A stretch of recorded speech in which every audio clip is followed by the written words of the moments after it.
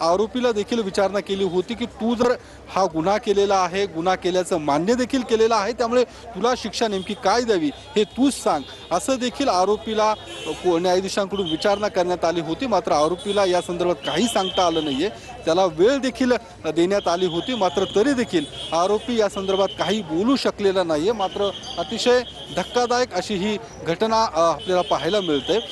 ज्या पद्धतीने या घटनेनंतर या चिमुरडीचा जो मेडिकल रिपोर्ट आला होता त्यामध्ये देखील स्पष्ट म्हटलं होतं की लैंगिक अत्याचार अतिशय धक्कादायक पद्धतीने, अतिशय क्रूर पद्धतीने या चिमुरडीवरती 3.5 वर्षाच्या चिमुरडीवरती लैंगिक अत्याचार करण्यात आले होते। मृत्यूनंतर देखील या आरोपी भीमराव कांबळेने या चिमुरडीवरती अत्याचार केल्याचं समोर आलेलं आहे आणि त्यामुळे याला कठोरात कठोर शिक्षा व्हावी अशा पद्धतीचं म्हणणं कोर्टाने आणि एकूण सरकारी वकिलांनी म्हटलेलं आहे। त्यामुळे आता कोर्ट या संदर्भात काय खरं तर निकाल देतं हे देखील बघणं महत्त्वाचं आहे। मात्र कोर्टाने देखील गंभीर अशी निरीक्षणं या प्रकरणात नोंदवलेली आहेत। मणिपाल आणि तामिळनाडू केसचे देखील दाखले सरकारी वकिलांकडून कोर्टासमोर मांडण्यात आलेले आहेत। काही महिन्यांपूर्वी त्या ठिकाणी देखील अशाच पद्धतीने धक्कादायक घटना घडल्या होत्या, त्याचे दाखले या ठिकाणी देण्यात आलेले आहेत आणि याच केसच्या आधारावरती आरोपीला मृत्यूदंडाची शिक्षा व्हावी असं देखील सरकारी वकिलांकडून कोर्टासमोर मांडण्यात आलेलं आहे। कोर्टात सध्या जी चिमुरडी आहे तिचे कुटुंबीय देखील उपस्थित आहेत आणि त्यांना देखील ही संपूर्ण प्रक्रिया सुरू असताना रडू कोसळलेलं आहे। कोर्टात देखील भावनिक वातावरण काहीसं पाहायला मिळालं होतं, कारण घटनाच नेमकी तशी आहे। कारण ज्या पद्धतीने गेल्या काही महिन्यांपासून ह्या घटनेचे पडसाद पुण्यात उमटताना पाहायला मिळाले होते, कारण या आरोपीने ज्या पद्धतीने या चिमुरडीवरती अत्याचार केलेला आहे अशा पद्धतीची घटना कधी घडली नव्हती। त्यामुळे हा संताप आपल्याला पाहायला मिळतो आणि आता ही जी काही फास्ट ट्रॅक कोर्टात सुनावणी पार पडलेली आहे आणि त्यानंतर आता थोड्याच वेळात कोर्ट या संदर्भातला निकाल देईल।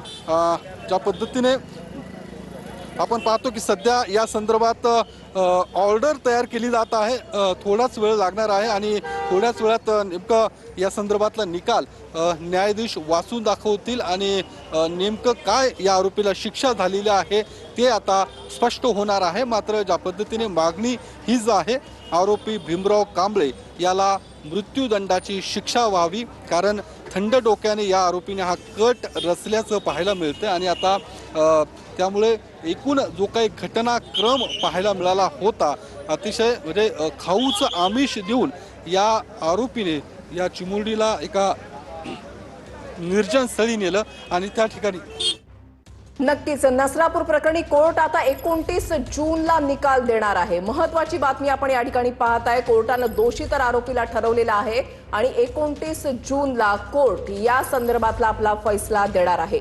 महत्वाची निरीक्षणं, काही महत्वाची टिप्पणी कोर्टाकडून करण्यात आलेली आहे। या प्रकरणाचा फैसला आता 29 जूनला होणार आहे। या अमानुष घटनेचे तीव्र जनक्षोभ उसळल्याचं आपण पाहिलेलं होतं, आंदोलनं सुद्धा झालेली होती आणि अगदी ऐतिहासिक दिवसामध्ये म्हणजे 52 ते 53 दिवसामध्ये या संपूर्ण खटल्याची सुनावणी जी आहे ती पूर्ण झालेली आहे। आता 29 जूनला कोर्ट आपला फैसला देणार आहे। आरोपीला दोषी ठरवण्यात आलेला आहे आणि आता फैसला 29 जूनला होणार आहे।